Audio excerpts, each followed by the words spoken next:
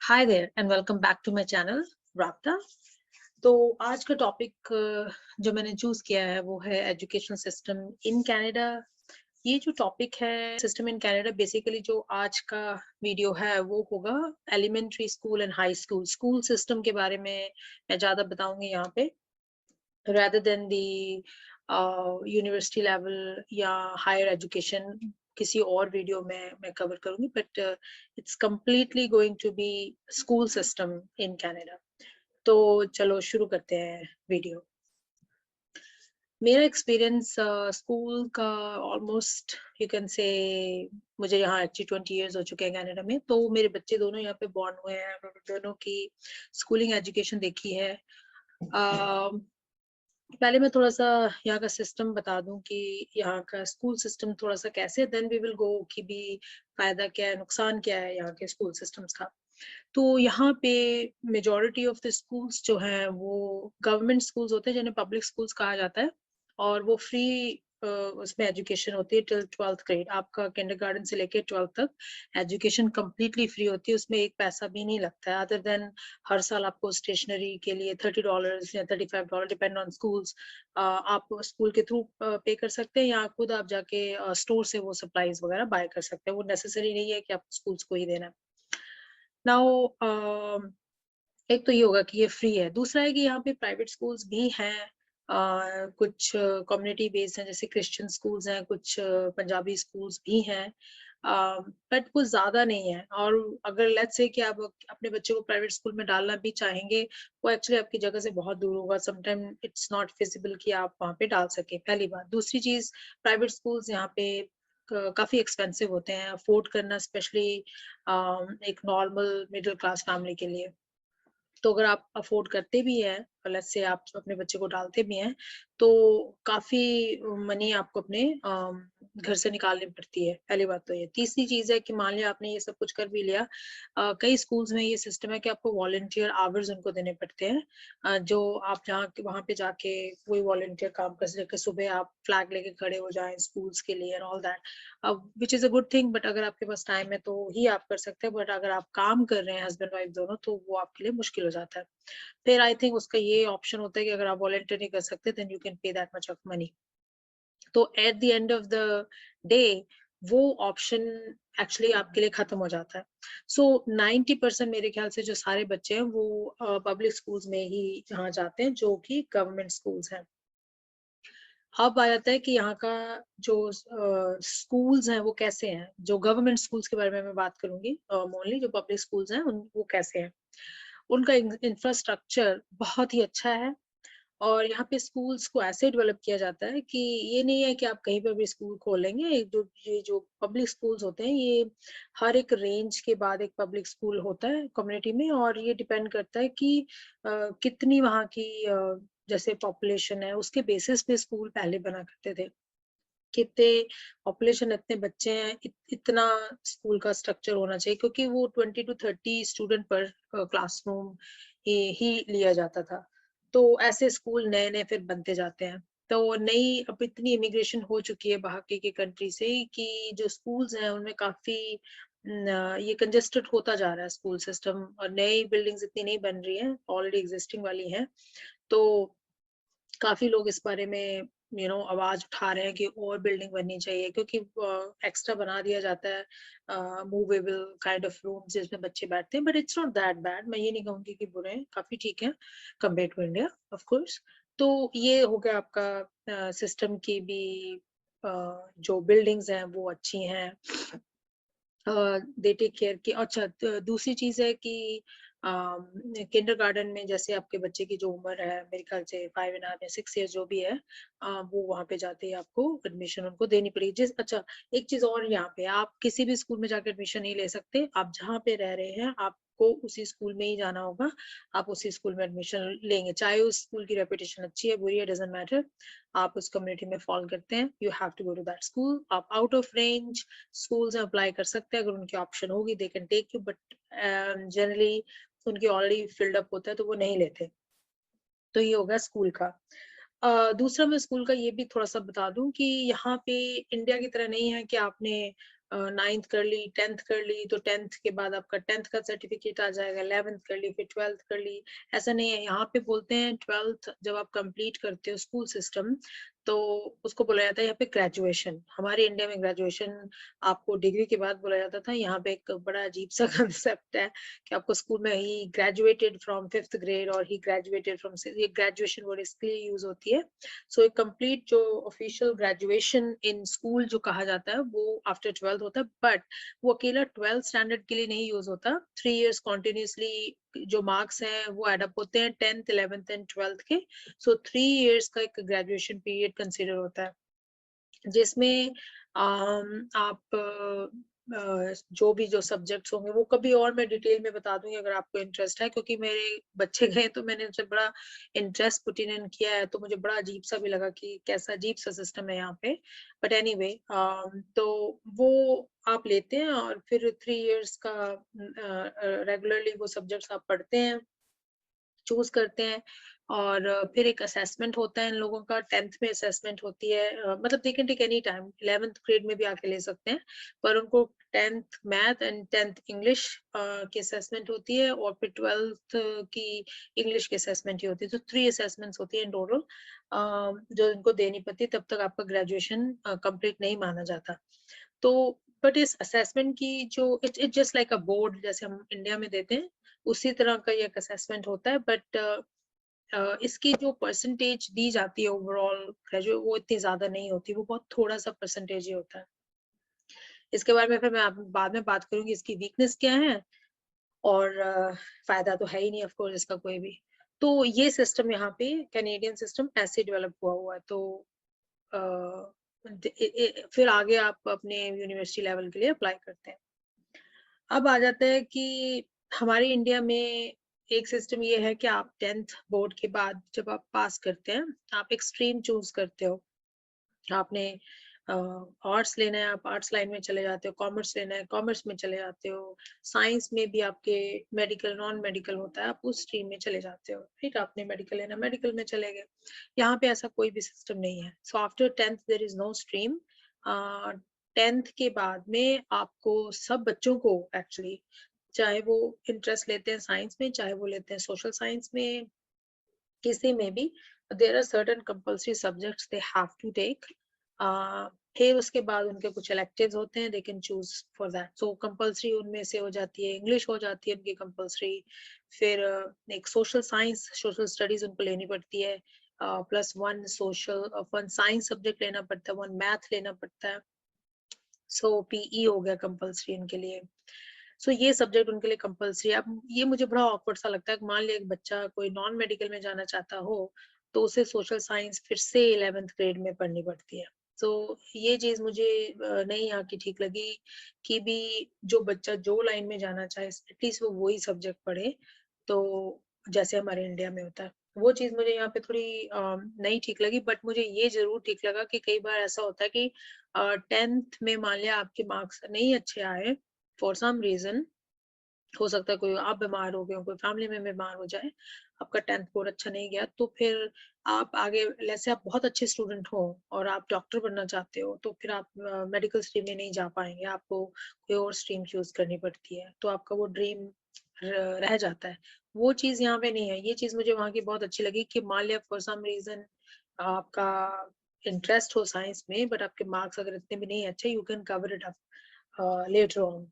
तो मार्क्स के बेस के ऊपर कोई डिपेंड नहीं करता कि आपने क्या सब्जेक्ट चूज करने हैं। आप के मार्क्स कम भी आते हैं और टिल 12th ग्रेड आप अपने मन चाहे जो इलेक्टिव सब्जेक्ट्स हैं वो चूज कर सकते हैं। वो साइंस भी हो सकती है चाहे आपकी परसेंटेज कम हो। तो ये चीज मुझे जरूर ठीक लगी यहाँ की, जो इंडिया में मुझे नहीं ठीक लगी, कि वो बहुत एक डिफाइंस हो जाता है कि भी आप 10th के बाद ये ही लेंगे। बट उसका अदर साइड ये भी है कि अगर यहाँ पे डिफाइन नहीं है तो आपको सब कुछ पढ़ना पड़ता है। तो कई बार बच्चे वो नहीं लाइक करते पढ़ना, बट उन्हें बाय फोर्स पढ़ना पड़ता है।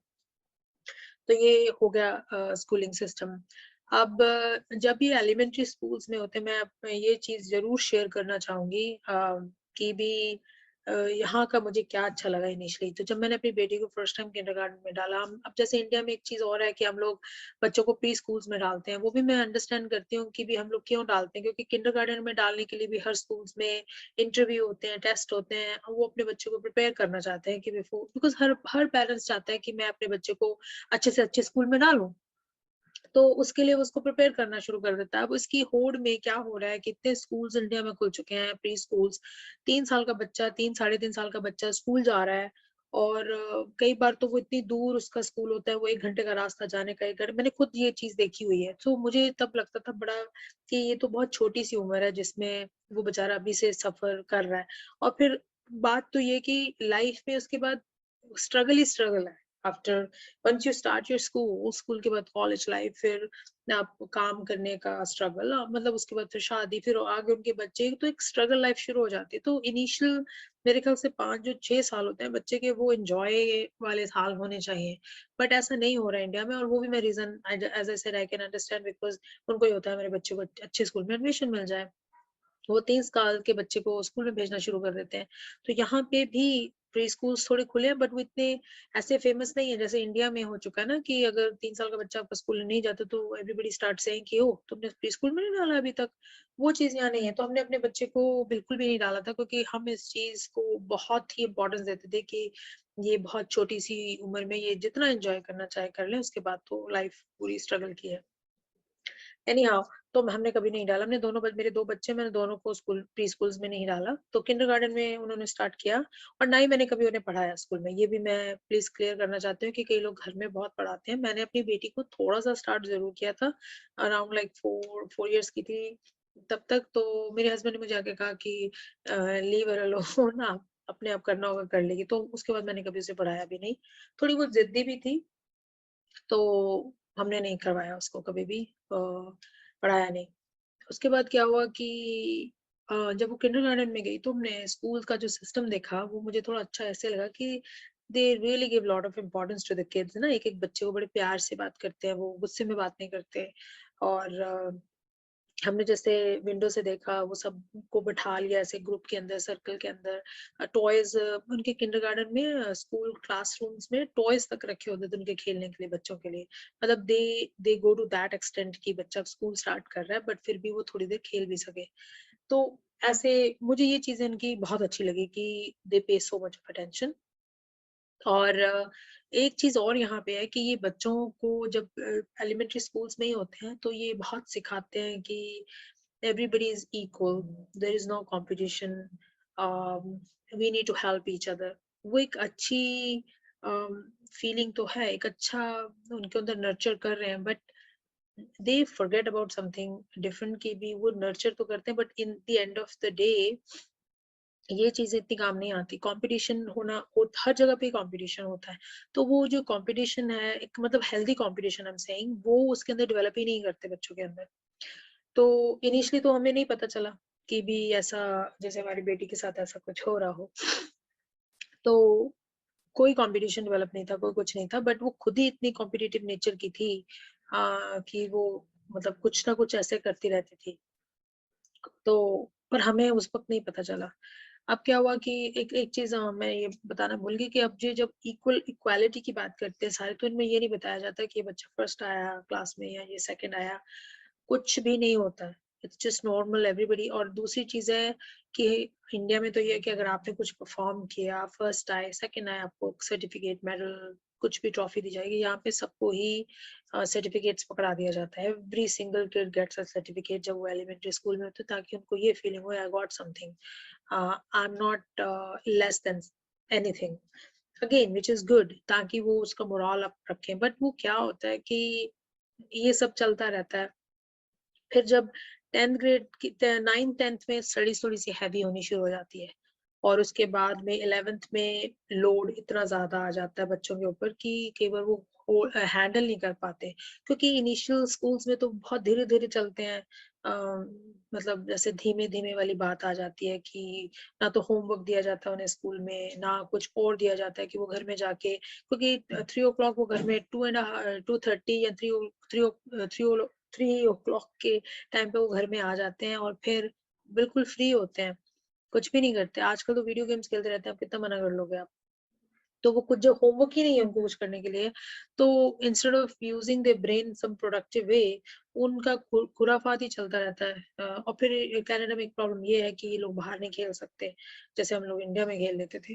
तो वो भी एक प्रॉब्लम है यहाँ पे, फिजिकल कोई स्पोर्ट्स नहीं है इतनी। आप जाके किसी कहीं पर आप को डालोगे जैसे सॉकर टीम में, फिर आप रोज ड्रॉप करोगे, लेके आओगे, वो एक अजीब सा सिस्टम क्रिएट हो जाता है। और मैं हर बच्चा, यहाँ पे हर पेरेंट्स मोस्टली ऐसे ही डालते हैं, कोई जिम्नास्टिक्स में डाल देता है, कोई स्विमिंग में डाल देता है। अगेन इट्स अ गुड, कई लोग तो 5-5 चीज़ों में डाल देते हैं, बच्चा कुछ भी नहीं कर पाता, ना तो वो कर पाता है, ना स्टडीज़ कर पाता है। सो हाँ, ये प्रॉब्लम थी।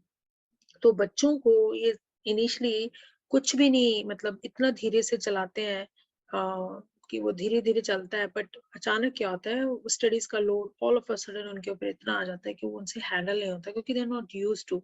अब इंडिया में ये चीज़ बहुत अच्छी है कि हम लोग टीचर्स उनको होमवर्क देते हैं, फिर वो घर में हर रोज होमवर्क करते हैं, 1-2 घंटे का होमवर्क करते हैं, तो they are used to. By the time they reach 11th grade, तो उनको पता होता है, वो एक जो बोलते हैं ना सिटिंग करनी शुरू कर देते हैं बच्चे, उसमें से कुछ परसेंटेज होगी जो नहीं करती, क्योंकि मेजॉरिटी ऑफ द बच्चे इंडिया में दे नो दैट। तो वो कुछ ही, मेरा कहने का मतलब जो नालायक होंगे वो नहीं पढ़ेंगे, बट जो एवरेज स्टूडेंट्स हैं वो सारे इस रूटीन से वाकिफ होते हैं, तो उनके माँ-बाप भी उन्हें हर रोज़ पढ़ाते हैं, उनकी भी रूटीन उनके साथ सेटअप हुई होती है। फिर उसके बाद आप 11th में वो फिर उनको उनकी इतनी सेटिंग होती है, वो बैठ जाते हैं, राइट? वो पढ़ लेते हैं सब कुछ। यहाँ के बच्चों की ये सबसे बड़ी प्रॉब्लम है कि वो पढ़ नहीं पाते, वो सिटिंग ही नहीं दे पाते, 1 घंटा भी सिटिंग नहीं दे पाते, 1 घंटा देते-देते उनका बस हो जाती है। फिर उन्हें भूख लग जाती है, फिर उन्हें कहीं जाना है, राइट? सो फिर वो पढ़ नहीं पाते हैं। तो एक्चुअली ये मैंने खुद एक्सपीरियंस अपनी बेटी के साथ किया है। वो काफ़ी पढ़ने में बहुत इंटेलिजेंट थी। तो हमने कभी उसके ऊपर ऐसे ध्यान ही नहीं दिया, क्योंकि नंबर्स आ रहे हैं, गुड नंबर आ रहे हैं, अच्छे नंबर आ रहे हैं। She was like above 95%। तो हमें लगता था ठीक है, first class like 8th grade से, उससे पहले तो कभी इतना मतलब नंबर्स क्या ग्रेडिंग भी नहीं होती प्रॉपर इन लोगों की। तो ऐसे ही चलता रहा। पहले तो ये देते हैं exceeding, not exceeding, even letters भी नहीं होते, न परसेंटेज भी नहीं होती, कुछ पता नहीं चलता आपके बच्चे का कि आप, बस ये होता है कि मीटिंग एक्सपेक्टेशंस, एक्सीडिंग एक्सपेक्टेशंस, ये सब दिया जाता है। मेरे ख्याल से 8th ग्रेड में इनकी फिर लेटर्स ग्रेडिंग शुरू हो जाती है, ए ग्रेड है, बी है, सी है। 9th में भी फिर ये आता है। तो वो ए ग्रेड, ए प्लस उसका होता था, तो वी वर हैप्पी कि हाँ इट्स मोर देन 95 चल रहे हैं, चलो इट्स ओके गुड। तो 11th ग्रेड में आते ही उसका she started feeling that load, right? और उसके बाद में हमने कभी उसे पढ़ाया नहीं था, उसने कभी हमसे पढ़ा भी नहीं, कभी पूछा ही नहीं, you know like she was fine. Then I started noticing, मैं उसको बहुत बोलती थी, तुम्हें कोई होमवर्क नहीं मिलता है स्कूल के लिए, घर के लिए, sorry. And she used to say यार थोड़ा सा मिला था, वो मैंने स्कूल में ही खत्म कर दिया। तो फिर 11th-12th में जो काम मिलने लगा, फिर then she started feeling the load. तो मैं फिर उस वक़्त मैंने रियलाइज़ किया कि भी अम, इससे इससे थोड़ी मतलब 1 घंटे से ज़्यादा बैठा नहीं जाता है। एंड ये चीज़ अगर ये चीज़ पहले से की जाए, उनको उनको होमवर्क दिया जाए, तो एक अच्छा एक चीज़ और है कि भी हमें ये प्रॉब्लम बहुत आती थी, क्योंकि यहाँ पे ना बुक्स या टेक्स्ट बुक्स इंडिया की तरह नहीं है कि आपको लिख दिया जाता है, आप बुक्स बच्चे खरीदते हैं। तो यहाँ पे बुक्स स्कूल के पास ही होती हैं, क्लासरूम में होते हैं। अगर 30 बच्चे हैं, 30 बुक्स इनके क्लासरूम में पड़ी होगी, तो ये लोग बुक्स इनकी नहीं होती, स्कूल की होती हैं। तो वो बच्चे वहाँ पे जाके बैठ के पढ़ते हैं और वहीं पे मतलब स्कूल में ही छोड़ के वापस आ जाते हैं। तो बेसिकली जो उनका स्कूल बैग होता है, उसके अंदर इनका लंच बॉक्स ही होता है, जब ये छोटे होते हैं टिल 10th ग्रेड। 11th में they started carrying the books little bit. मेरी बेटी ज़रूर कैरी करती थी, बाकी के नहीं करते थे, क्योंकि हमने इसको बोला था कि फिर तुम ऐसे करो, बुक्स टीचर से पूछ के इश्यू कर लो और घर में ले आओ, क्योंकि हम खरीद भी नहीं सकते थे वो बुक, ये भी प्रॉब्लम थी। तो ये चीज़ मुझे थोड़ी-सी बड़ी ऑकवर्ड लगी कि क्योंकि अगर घर में कोई बुक ही नहीं है और बच्चा फ्री घूम रहा है और मान लिया आप उसको कुछ पूछना चाहते हो, तो ये चीज़ प्रॉब्लम आ रही थी कि कैसे क्वेश्चन पूछे, कैसे चेक करें कि वो ठीक जा रहे हैं कि नहीं जा रहे हैं। तो हम उसको फिर यही कहते थे कि अपने इश्यू करवा लो अपनी क्लासरूम से और विल सी। तो ये है। अच्छा, इंडिया में मुझे ये नहीं ठीक लगता कि वहाँ पे इतने बुक्स का बैग जो वो कैरी करते हैं अपने साथ में बेचारे, इतना बोझ उनके ऊपर, कंधों के ऊपर होता है, वो हर रोज उसको कैरी करते हैं, हर रोज घर में आते हैं। कईयों का तो बॉडी का स्ट्रक्चर ही चेंज हो जाता है, क्योंकि छोटी सी जान है उसके ऊपर आप इतना हैवी बैग लाद देते हो, उसके बाद में वो कितने साल तक ऐसे ही करता है, तो ऑफ कोर्स बॉडी बॉडी के स्ट्रक्चर पे फर्क तो पड़ेगा। तो वो चीज़ यहाँ नहीं है, which I like it, but उसका नेगेटिव साइड ये भी है कि अगर आप बच्चे का कुछ देखना चाहते हो तो बुक्स अवेलेबल नहीं है, नीदर इन द मार्केट। और बस ज़्यादा से ज़्यादा है कि आप टीचर से इश्यू करके घर पे ले आओ, आप उसके ऊपर कुछ नहीं लिख सकते, आप कुछ भी नहीं कर सकते। तो ये चीज़ मुझे एलिमेंट्री स्कूल्स की यहाँ पे थोड़ी ठीक नहीं लगी हैं। और अच्छा, एक चीज़ और है कि यहाँ पे जो स्कूल्स हैं हर डिस्ट्रिक्ट्स के, मतलब जैसे अगर सरी डिस्ट्रिक्ट होगा या वैनकूवर या बर्नाबी, डिफरेंट डिफरेंट सिटीज़ हैं, उनका डिफरेंट डिफरेंट सिलेबस स्ट्रक्चर होगा। हालाँकि बीसी, जैसे मैं बीसी में हूँ, तो बीसी का एक स्कूल का करिकुलम होता है which they have to follow. But पता नहीं यहाँ पे क्या सिस्टम है कि every school has a right कि they can change how they are going to perform, कैसे उन्होंने वो पढ़ाना है, उसको चेंज कर लेते हैं। अब जैसे कई स्कूल्स में 11th-12th में प्रैक्टिकल्स फिजिक्स, केमिस्ट्री के, बायो के, तीनों के होते हैं। कई स्कूल्स में प्रैक्टिकल्स जो है सिर्फ केमिस्ट्री का ही है, फिजिक्स और बायो का है ही नहीं है। So even they fall in the same district. So ये चीज़ बड़ी मुझे ऑकवर्ड सी लगी है। तो अभी लेट्स सी। अच्छा, अब आ जाती है बात की एलिमेंट्री स्कूल की जो पढ़ाई है, सॉरी स्कूल की, एक कैनेडियन स्कूल की जो पढ़ाई है कंपेयर टू इंडिया, अच्छी है या बुरी है? देखो, अगर तो आप प्राइवेट स्कूल्स में यहाँ पढ़ा रहे हो, जैसे यहाँ पे खालसा स्कूल है, अदर क्रिश्चियन स्कूल्स भी हैं, तो पढ़ाई फिर तो वो ठीक है compare to India, because private schools हैं, उनके लिए अपनी रेपुटेशन मेंटेन रखना बहुत इम्पोर्टेंट होता है। तो अगर टीचर ढंग से नहीं पढ़ाते तो ऑफ कोर्स उन्हें फायर भी कर देते हैं। तो वो चीज़ प्राइवेट स्कूल्स की अच्छी है कि they want to maintain their name, इसके लिए वो काफ़ी ढंग से अच्छे से पढ़ाते हैं। हालाँकि वो बीसीए करिकुलम ही फॉलो करेंगे, बट उनके पढ़ाने का स्टाइल, उनके पढ़ाने का ढंग बहुत, जो मैंने सुना है, मैंने देखा नहीं है, बट सुना है, किसी भी प्राइवेट स्कूल्स में नहीं डाला। सो प्राइवेट स्कूल्स की पढ़ाई देखो, मैंने कहा अच्छी है, कम जस्ट लाइक इंडिया। अब आ जाते हैं हमारे पब्लिक स्कूल्स, जिसमें 90% ऑफ द पॉपुलेशन के बच्चे जाते हैं। अगर तो इंफ्रास्ट्रक्चर की बात की जाए, डेफिनिटली इट्स गुड, बट अगर पढ़ाई की बात की जाए, तो मैंने जैसे कहा कि हाँ, कई चीज़ें अच्छी हैं, बट पढ़ाई इन इटसेल्फ यहाँ पे अच्छी नहीं है कंपेयर टू इंडिया। इंडिया में प्रॉब्लम सिर्फ ये है कि वहाँ पे बहुत मेमोराइज़ेशन करवाई जाती है, रट्टा मरवाया जाता है, कांसेप्ट आपको क्लियर है या नहीं है, डज़न्ट मैटर, वो प्रॉब्लम है वहाँ पे। बट ओवरऑल आपको ना बना बना दिया जाता है कि हाँ, अभी जैसे बेस है अगर मैथ का, तो वो इतना, अगर आपने ढंग से पढ़ लिया तो आपको कभी वो भूलेगा नहीं। यहाँ पे वो सिस्टम नहीं है। आपके एलिमेंट्री के टाइम पे जैसे पढ़ाया जाता है, वो वो बिल्कुल भी अच्छा नहीं है। बिल्कुल भी नहीं अच्छा, मतलब मैं आपको क्या बताऊँ? मैं एग्ज़ाम्पल देती हूँ यहाँ पे अब आपको, so that you can understand. मेरे बेटे, अभी जैसे कोविड आया लास्ट ईयर, तो सारी क्लासेस ऑनलाइन हो चुकी थी मोस्टली। तो ऑप्शन था कि आपने स्कूल में आना है, स्कूल में आ सकते हो, ऑनलाइन है तो ऑनलाइन, तो we opted for online option. तो ऑनलाइन की वजह से क्या, वो घर में पढ़ रहा था, तो आई वाज़ वाचिंग हिम, जैसे कि भी स्कूल में जो उनकी टीचर ऑनलाइन आ रही है। तो इनिशियली फर्स्ट उन्होंने इस टाइम कोविड में इसको सेमेस्टर्स में डिवाइड कर दिया था।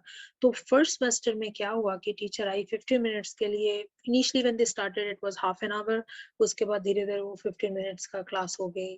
फिर at around 2 o'clock she will come for 5 minutes, have any questions, no questions, okay good to go. अब क्या, बच्चे तो ऑलरेडी खुश हैं कि उन्हें पढ़ना नहीं पड़ रहा, पर टीचर्स भी बहुत खुश हैं कि उन्हें पढ़ाना नहीं पड़ रहा। तो मैंने ये चीज़ देखी, तो मुझे बड़ी ऑकवर्ड लगी कि 15 मिनट की पढ़ाई तो फिर तुम लोग स्कूल्स में क्या करते थे, राइट? एनीवे, तो मैंने उस वक़्त उतना पे अटेंशन उस चीज़ को ज़्यादा स्ट्रेस आउट नहीं किया, क्योंकि वो लैंग्वेज थी, एक फ्रेंच, दूसरा फिज़िकल एजुकेशन की क्लास थी। तो जब सेकंड सेमेस्टर आया तो उसके साइंस एंड मैथ दोनों कंबाइंड थे। तो अब I was paying more attention कि भी देखती हूँ मैं कैसे कर रहे हैं वो लोग। तो मैथ का टीचर जो था, ही वाज़ प्रीटी गुड दो, वो प्रॉपर से पढ़ा रहा था। क्वेश्चंस थे, क्विज़ेज़ थी, they were doing all that. So and he was really tempted to do all that, जिससे उसका ज्यादा नॉलेज बढ़े। पर जो साइंस टीचर था वो सेम थिंग 15 मिनट्स के लिए आता था, and then he used to say कि भी ये सब नोट्स है पढ़ लेना, and he is done with it. और उसके बाद टेस्ट रख देता था, क्वेश्चन देयर यू गो। तो मैं उस चीज के लिए बहुत मेरे को लगा, मैं कहा कि उसने एक्सप्लेन नहीं किया ये सब कुछ, कहते no, because I was watching it too ऐसे how everybody going to come to know कि भी कैसे करना है, कहता आई डोंट नो। बट वो खुद अच्छा था तो he was able to do, he was a little weak in physics though, but उसका बायो और केमिस्ट्री बहुत बहुत ही हाई लेवल पे थी। तो उसको प्रॉब्लम है, उसके जो क्लासमेट्स थे they used to call later on to finish the quizzes and all that kind of question. He is giving them the answers and telling them this and this. अब मैंने इसके रिलेटेड प्रिंसिपल, मैंने school में बात की, vice principal, सिर्फ बताने के लिए कि हो सकता है टीचर्स जानबूझ के पे अटेंशन ना करते हैं। तो मैंने उनसे ये बात की कि देखो टीचर्स ऐसे, मैंने वो नेम लेके बात किया टीचर का कि भी सिर्फ वो 15 मिनट्स के लिए आते हैं ऑल दैट, एंड मैंने वो रिकॉर्ड भी किया था कि भी I think we need to pay attention, ऐसे तो बच्चों को कुछ भी समझ नहीं आएगी। तो वाइस प्रिंसिपल ने मुझे डायरेक्टली कह दिया कि we can do any single thing, you need to write a written complaint. और मैंने रीजन पूछा क्यों, मैं कहा मैं किसी के अगेंस्ट कंप्लेंट नहीं करना चाहती, मैं तो सिर्फ इस चीज को इम्प्रूव करने के लिए बोल रहा हूँ। एंड ही सेड कि because teachers have a union here, तो हम इसके बारे में कुछ भी नहीं कर सकते। तो टीचर्स के यहाँ यूनियन होने की वजह से आप टीचर्स को अगेंस्ट कोई कंप्लेंट भी नहीं कर सकते हैं। तो एक तो क्योंकि अगर आप कंप्लेंट करेंगे फिर वो आपके बच्चे को बॉदर भी करेंगे, एक ये भी प्रॉब्लम आ जाती है, क्योंकि फिर then it becomes very open कि ये बच्चा है, इसके बच्चे के पेरेंट्स ने कंप्लेंट की है, आपका जीना हराम कर देंगे ऑफ कोर्स। तो एक ये प्रॉब्लम थी, तो मैंने फिर उसके बाद किया नहीं, मैंने कहा मुझे चलो क्या करना है, मैं actually I was doing for other kids there कि उनको भी समझ आए। अच्छा, अब मैं एक और बात बताऊंगी बिफोर दिस मैथ क्लास। क्या हुआ कि जब इसकी फिजिक्स थोड़ी वीक थी तो हम इसको उससे पहले फिजिक्स का थोड़ा बहुत पढ़ाने लग गए घर में कि भी so that he can understand. तो फिजिक्स में कुछ लेवल पे मैथ आती है, तो मैथ में वो ना वेरी फाउंडेशन मैथ भी वाज वेरी वीक, तो हम लोग बड़े कंफ्यूज हो गए कि भी how come you don't know, you seem to be very knowledgeable, तुम्हें तो सारा कुछ पता है, तुम्हें कैसे नहीं आ रहा है। तब उसने बताया कि हमें तो ये चीजें, हमने उसको क्वेश्चंस करने की how to do this math में and all that, basic BODMAS and all that, तो वो कहता हमें तो पढ़ाया ही नहीं है। और वो सारा 6 स्टैंडर्ड एंड 7th का था। तो फिर हम, अब हमें नहीं पता कि क्या सच है, क्योंकि ना तो हम क्लास में बैठे थे। अब वो ऐसा बच्चा भी नहीं है, वी ट्रस्ट हिम कि भी ऐसा नहीं है कि उसने सुना ही ना हो, बट एनीवे फिर हम उसको पढ़ाने लगे खुद। मैं और मेरे हस्बैंड दोनों हमने 2 मंथ उसके ऊपर लिए। और when he started his 9th math, उससे पहले हम उसको ऑलरेडी मैथ की बेस बना चुके थे। तो he was really happy when he started doing his 9th online, जो मैं अभी बात कर रही हूँ, तो he was doing great with that math. फिर मेरा कहने का मतलब है, अगर हमने पे अटेंशन ना की होती तो वो वीक ही रहता। और टीचर्स इस चीज को पे अटेंशन तो कर नहीं रहे हैं ना, मतलब ये तो टीचर चलो ढंग से पढ़ा रहे हैं, बट अगर लेट्स से वो ढंग से ना पढ़ाया होता, पीछे नहीं पढ़ाया था, इस करके उसको बेसिक नहीं आ रहा था, तो फिर नेक्स्ट सीनियर क्लासेस में उसने क्या करना है, ऑफ कोर्स उसको कुछ भी नहीं आएगा। सो ये प्रॉब्लम यहाँ पे स्कूल्स की है। अब कई जगह पे आपको मेमोराइजेशन भी करना पड़ता है, यहाँ पे कह देते हैं यहाँ के बच्चे, जैसे ओ इंडिया के तो बच्चे मेमोराइजेशन में ही माहिर हैं, वो रट्टा मारते हैं ऑल दैट, बट बेसिक उनको कोई नॉलेज नहीं है। पर वो एक इन्फॉर्मेशन बड़ी गलत प्रोवाइड कर रखी है कि मैंने यही अपने बच्चों को हरदम बताती हूँ कि देखो अब जैसे टाइम टेबल्स हैं ये जो हम लोग मल्टीप्लिकेशन के लिए यूज करते हैं, तो इसके लिए तो आपको मेमोराइज करना पड़ेगा ना। तो ये लोग, हम जैसे मेरी बेटी तो उनको वो लाइन लगा लगा के एक्सप्लेन करते थे, ऐसे मल्टीप्लिकेशन होती है, and that's how they wanted them to do. तो जब वो छोटी थी मैंने उसको बहुत बोला कि ऐसे नहीं करते, एंड शी नेवर लिसन्ड। उसके बाद में जब उसको प्रॉब्लम आने लगी तो फिर मैंने दीवार पे लगाया, मैं you have to memorise it, इसके अलावा आपके लिए कोई चारा नहीं है। फिर उसने कर लिया। बट ये चीजें यहाँ पे नहीं करवाई जाती, ये टेबल्स उनको पढ़ाए नहीं जाते, इनको मेमोराइज नहीं कराए जाते जो हम लोग इंडिया में कराते हैं। तो बेसिक अंडरस्टैंडिंग ठीक है कि आप एक्सप्लेन करते हो कि मल्टीप्लिकेशन जैसे क्या है, कैसे आया, क्या क्या प्रोसीजर है, बट रियल लाइफ में तो you have to memorise certain tables, वो नहीं है। तो मैं पर्सनली अगर मुझे देखा जाए, क्योंकि मुझे ये चीजों का पता नहीं था जब मैं आई हूँ, तो मुझे ऐसे बड़ा अच्छा लगा कि चलो they are paying attention to the kids and बड़ा प्यार से रखते हैं ऑल दैट। बट अगर मुझे ये पता होता तो मैं शायद इनकी बेसिक जो स्कूल एजुकेशन है वो इंडिया में ही करवाती, डजंट मैटर, क्योंकि जो इंडिया का बच्चा है वो इतना, मतलब उसको वो खुद इतना अच्छा हो जाता है पढ़ पढ़ के, उसको नॉलेज होती है, सिटिंग्स होती हैं। अब जैसे मैंने यहाँ पे सीपीए की है तो मुझे पता है 3 आवर्स मेरे लिए एग्जाम देना कोई मुश्किल बात नहीं थी, कि 3 आवर्स गए आपने एग्जाम लिखा, दैट्स फाइन। और यहाँ के जो बच्चे बॉर्न थे वो जब लिखते थे एग्जाम, वो रोना शुरू कर दे, ओ माय गॉड 3 आवर्स बैठना पड़ेगा। जो फाइनल एग्जाम है वो 4 4 घंटे के थे, वो तो आप सोचो ही मत कि वो बैठ सके। तो वो आप बिलीव नहीं करोगे कि वो पानी की बोतल लेके बैठते थे। कई लोग तो उससे पहले खाना शुरू कर देते थे, सैलड्स एंड ऑल दैट, कि भी 3 घंटे बैठना है तो हमें भूख लगेगी। तो ये सर, और maybe they will have chiclets with them और चॉकलेट विद देम, कि वो कुछ खा सके while they giving a test, क्योंकि उनसे बैठा नहीं जाता, उनकी सीटिंग्स ही नहीं होती है। तो इंडिया तभी तो जितने बच्चे स्टूडेंट्स हमारे इंडिया से आ रहे हैं वो क्यों सक्सेसफुल है, क्योंकि दे दे नो ऑल दिस। और जब वो यहाँ आके पढ़ते हैं तो दे गो, मतलब they are able to compete the kids जो यहाँ के बॉर्न है। यहाँ के बॉर्न जो है वो कुछ हद तक उनसे पीछे ही रह जाते हैं, क्योंकि उनको they know every single thing. वो जैसे बोलते हैं ना, सड़क पे भी आपको कैसे चलना है कैसे नहीं चलना, वो उनको सब पता होता है, दे नो। यहाँ के बच्चे थोड़े इस मामले में भोले भी माने जाते हैं, कि दे नॉट वेरी क्लेवर, क्योंकि कंपटीशन ही नहीं क्रिएट हुआ उनके अंदर कभी थे। बट कंपटीशन देखो आफ्टर 12 जब वो यूनिवर्सिटी या कॉलेजेस में जाते हैं, यूनि कंपटीशन तो वहाँ पे है। दे विदाउट देयर मार्क्स जिस स्ट्रीम में वो जाना चाहेंगे आपको, they can't go, so they have to have a marks. तो कंपटीशन तो ऑटोमेटिकली आ ही जाता है। फिर उसके बाद जब उन्होंने जॉब्स लेनी है वहां पे भी कंपटीशन है। पर ये जो फीलिंग उनको स्टार्टिंग में सप्रेस की जाती है, एक इक्वालिटी की फीलिंग क्रिएट की जाती है उनके साथ में, वो 12th ग्रेड तक ऐसी रहती है। उसके बाद में ऑल ऑफ अ सडन इनके लिए प्रॉब्लम्स। तो मैंने ये भी बहुत नोट किया कि जो एक पढ़ाई का रेट है यहाँ के बच्चों का वो बहुत कम है। 12th के बाद यहाँ पे बच्चे अक्सर या तो छोटा-मोटा जो डिप्लोमा है वो कर लेते हैं। डिग्री के लिए बहुत छोटी परसेंटेज है जो जाती है, ज़्यादा परसेंटेज नहीं जाती है। बाकी परसेंटेज जो है वो जनरली जब वो 10th या 11th में होती हैं, तो बच्चों को यहाँ आदत है कि they go for a summer jobs, जैसे मैकडॉनल्ड में जॉब करने लग जाएँगे या कहीं पर भी जॉब करने लग जाएँगे। और उसके बाद फिर वो उनको वो जो पैसा देखते हैं, because they are staying with the parents, पैसा काफ़ी हो जाता है। $1200 भी जो फुल टाइम बना लेते हैं, $1200 in a month it's a big. अब तो और भी ज्यादा बन जाएंगे, आई एम टॉकिंग अबाउट जो $8 $10 की जॉब पे होते हैं मिनिमम जॉब पे। तो फिर वो उनको पैसा वो लग जाता है, right.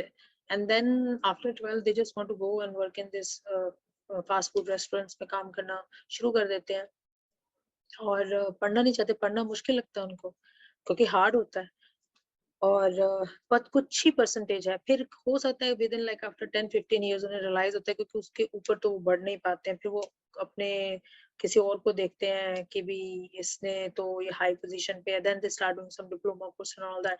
But it's too late and they don't realize it कि भी टाइम इज द मनी। तो हमारे इंडिया में तो देखो 1 साल भी कोई बंदा फेल हो जाए तो बड़ा माना जाता है कि 1 साल खराब हो गया। यहाँ पे नहीं माना जाता, 1 साल हो जाए 2 साल हो जाए, कई कई बूढ़े लोग 40 इयर्स पे जाके पढ़ना शुरू कर देते हैं।